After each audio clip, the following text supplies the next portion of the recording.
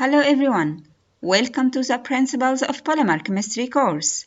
The course is split into 3 parts. The first part, classification of polymers. The second part, naming polymers. The third part, polymerization mechanisms. In the first part, we will talk about the different approaches in classifying polymers.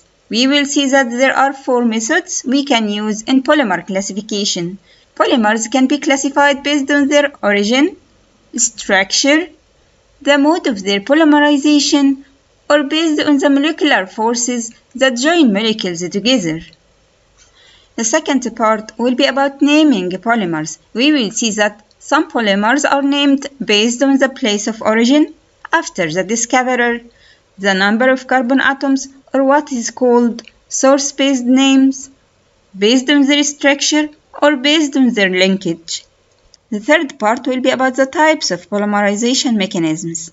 We will talk about chain reaction polymerization, step growth polymerization, and ring opening polymerization. I hope this course be of benefit to all who seek knowledge. Let's start.